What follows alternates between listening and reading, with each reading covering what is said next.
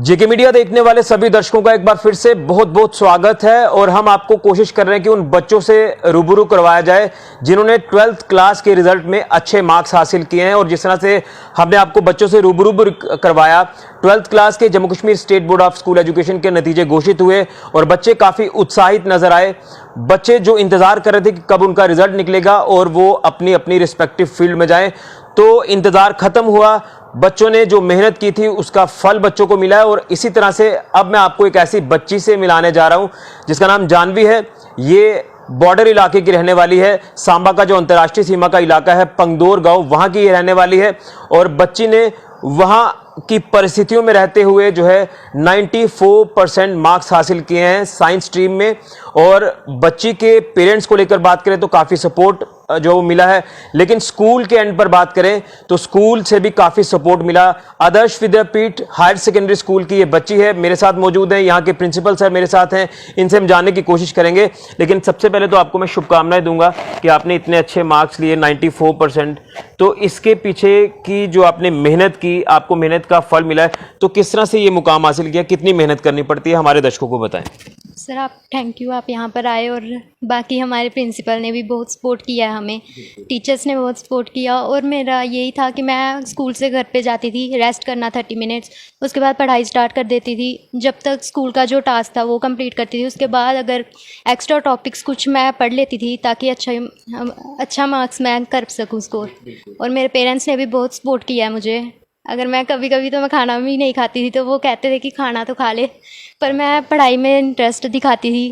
पर sports parents ने किया, मेरे भाई ने बड़ा सपोर्ट किया। मैं फ़ोन तो नहीं चलाती थी, पर कभी कभी टीवी देखती थी तो मेरा भाई मुझे ऐसे डांटता था कि पढ़ाई कर, तो उसने बड़ा ज़्यादा सपोर्ट किया मेरे को।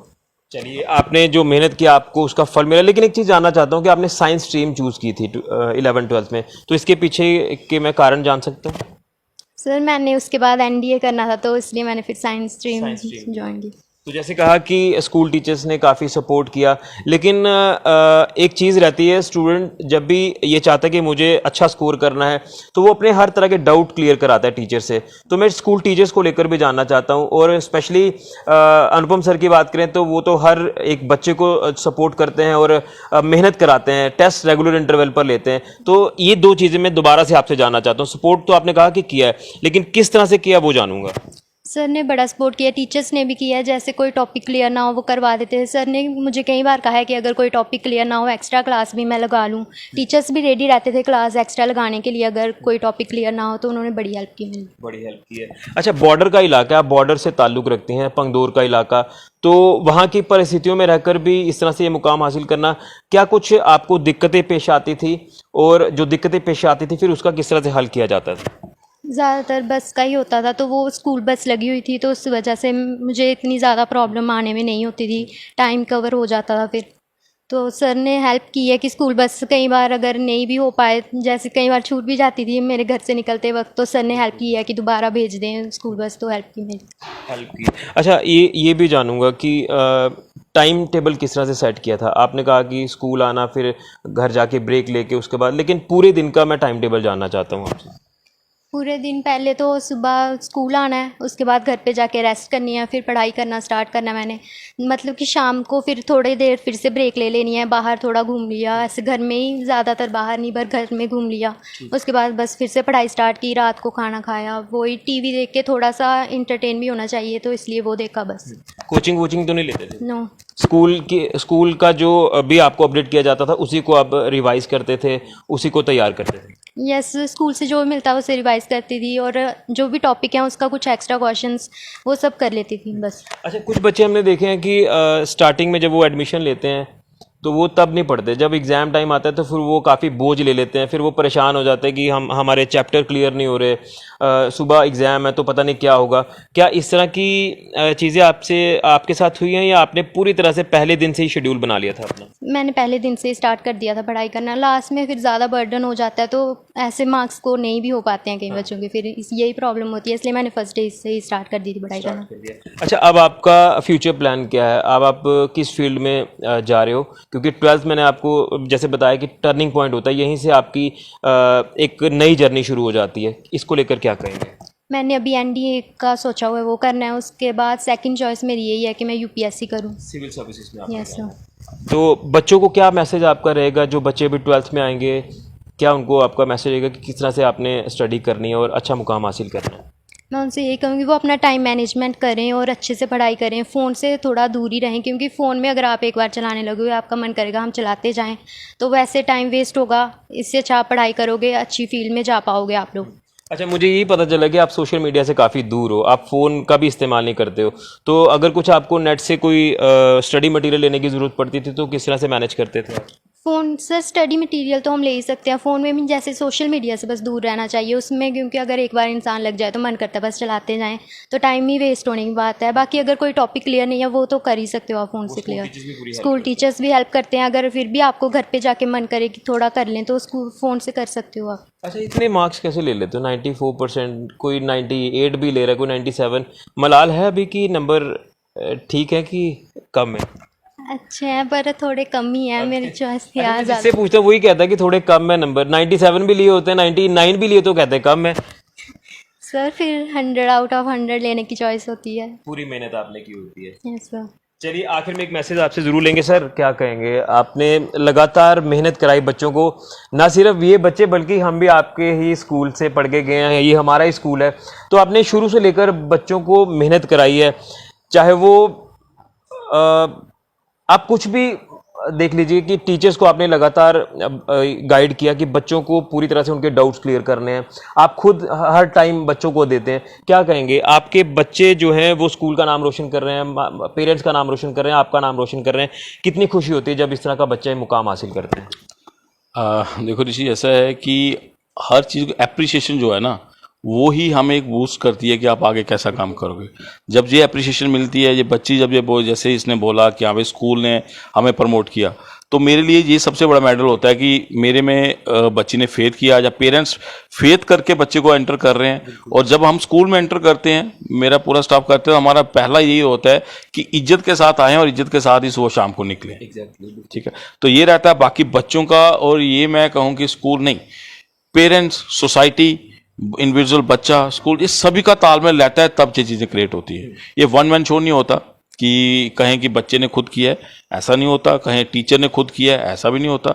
पेरेंट्स ने खुद किया, वो भी नहीं होगा। वो सब चीज़ें एक बन मिल के स्पोर्ट होती है, देन ये चीज़ें बनती हैं। तब जो बच्चे को कि वो कैसे उसमें अंदर संस्कार हैं, उसका एम कैसा है, वो बच्चा कैसा करे।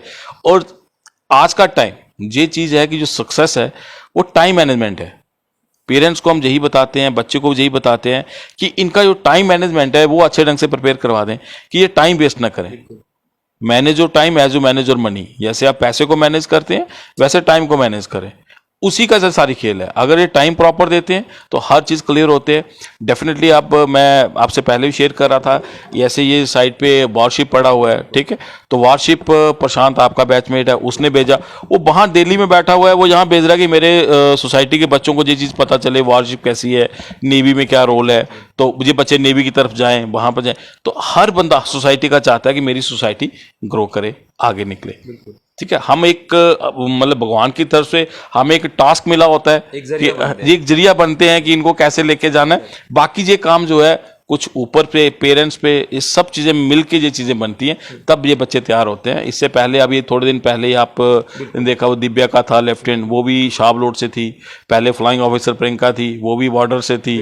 ठीक है, तो हर बार कोई ना कोई बच्चा निकल रहा है। और अभी बच्चों को हम यही फोकस करते हैं कि प्रिपेयर अपना कॉम्पिटिटिव लेवल प्रिपेयर करें। ये आपके स्कूल के ब्रांड एम्बेसडर्स बन रहे हैं बेसिकली। डेफिनेटली, और सिर्फ स्कूल के बल्कि सोसाइटी। बिल्कुल, आप मतलब कि पीछे से देखते जाएं कि जो आर्मी ऑफिसर्स ये सब डिटेल आ रही है। हमारी कोशिश ये कि हर बार कोई ना कोई बच्चा क्रैक करके एमबीबीएस। अभी इन्हीं का बैचमेट क्या नाम है, दीपांशु, उसने जेईई मेंस का क्लियर करा हुआ है। ठीक है, तो वो सब चीज़ें मैटर करती हैं कि बच्चे, हमारी ये रहता है कि टारगेट आफ्टर 12th जो प्लेटफॉर्म आ रहा है, इसके बाद इनको एक अच्छी लाइन मिल जाए, जो इन्होंने टारगेट सोचा हुआ, जो इन्होंने एम सोचा हुआ है। जब जो बच्चे 11th में एंटर करते हैं, पहला हमारा यही क्वेश्चन होता है कि बेटा आपका टारगेट क्या है, आपका एम क्या है। तो हमें भी फ्रेम हो जाता है आइडिया कि इस बच्चे का टारगेट एनडी है, तो हम इस बच्चे को एनडी की तरफ लेके जाएं। नंबर अलग चीज़ है। फिर अगर कोई बच्चा नीट वाला है तो इसको नीट के लिए, और नीट के लिए सबसे बड़ी चीज़ ये रहती है कि बच्चों के साथ टच रहना, कि इनको कोई प्रॉब्लम ना आए।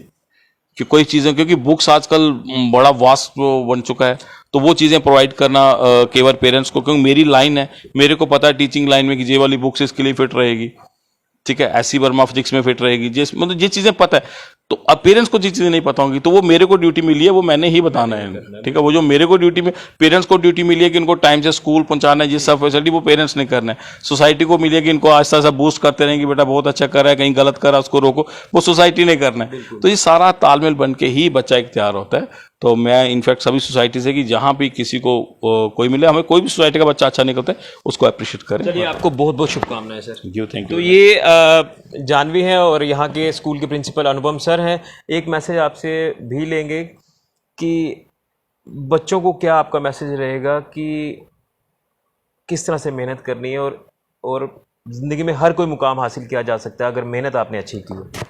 बस ज़्यादा से ज़्यादा मेहनत ही करनी चाहिए। अगर ऐसे फ़ोन या वगैरह वगैरह चीज़ों में हमें नहीं ज़्यादा फोकस करना चाहिए। फ़ोन की तरफ तो बिल्कुल नहीं करना चाहिए।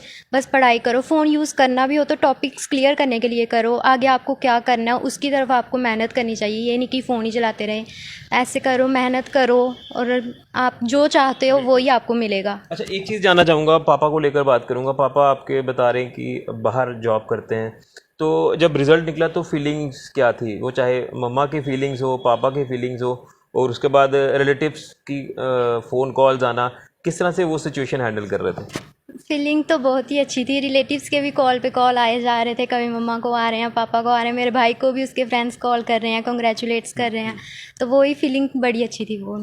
चलिए जानवी, आपको बहुत बहुत शुभकामनाएं और आपने जो भी आपकी रिस्पेक्टिव फील्ड होगी उसके लिए आपको बहुत बहुत best wishes. Thank you sir. तो ये थी हमारे साथ जानवी संब्याल, जो कि स्टूडेंट है आदर्श विद्यापीठ हायर सेकेंडरी स्कूल सांबा की, और किस तरह से इस बच्ची ने ये मुकाम हासिल किया आपने खुद सुना।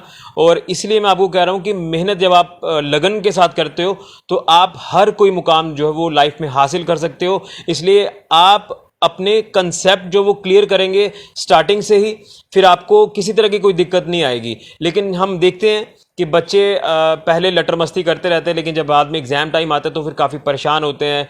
फिर वो आपका जो स्टडी है वो अच्छे से नहीं कर पाते हैं, और फिर कहीं ना कहीं जब रिजल्ट आता है तो फिर वो काफ़ी परेशानी से जो गुजरते हैं। लेकिन इस परेशानी से आप पहले ही जो वो इसका हल कर सकते हैं जब आप स्टार्टिंग से ही अपना बेस तैयार करते हैं, कंसेप्ट क्लियर करते हैं, आपके डाउट्स क्लियर होते हैं। और वो डाउट्स आपके तभी क्लियर होंगे जब आप मेहनत करेंगे, और डाउट आपके टीचर्स आपके क्लियर करेंगे, आपके प्रिंसिपल स्कूल के रिस्पेक्टिव स्कूल्स के अलग अलग। तो ये स्कूल का एक पूरा सपोर्ट रहता है। ये स्कूल आपका एक परिवार है, इसलिए आपको जो भी हेल्प लेनी है आपके स्कूल टीचर्स आपको अच्छे से जो वो ट्रेन करेंगे, आपको पूरा जो वो गाइड करेंगे, तब आप जाकर ये मुकाम हासिल करते हैं।